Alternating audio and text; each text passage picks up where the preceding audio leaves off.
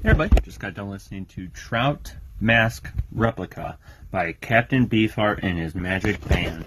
The album sounds like a wild, surreal, often chaotic fever dream of blues, free jazz, spoken word, and abstract rock, all filtered through a uniquely eccentric lens. It's one of those albums where you're either intrigued or completely baffled, or even both. This is one of those albums that I come back to often to try and see if it kind of settles. Each time I come back to it, the more I'm just so fascinated by this album. It's deliberately dissonant. The guitars clash, the rhythms, stutter and shift, and time signatures change unexpectedly.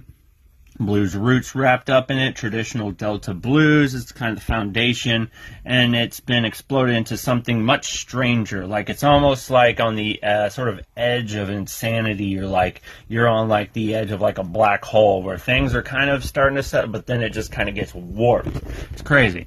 And there's really no real groove to it. There's not even made for toe tapping. Instead, instruments are often sound like they're each doing kind of their own thing until you realize there is a method to the madness.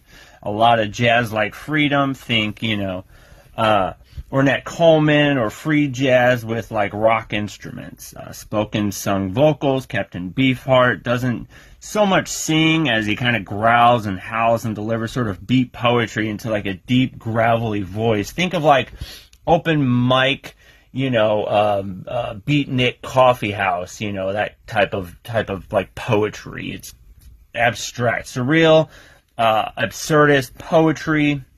Lyrics jump from nonsense to cosmic to grotesque to strangely poignant.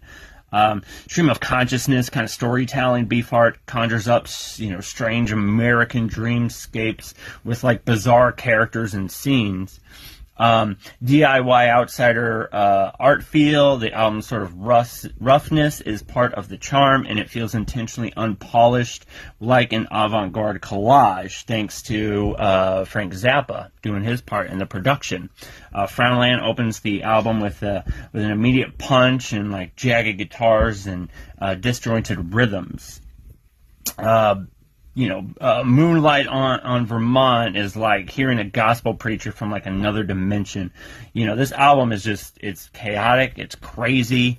It's hard to kind of find on streaming services. It kind of comes and goes. I mean, you can probably find it, on YouTube or whatever. That's kind of where I found it.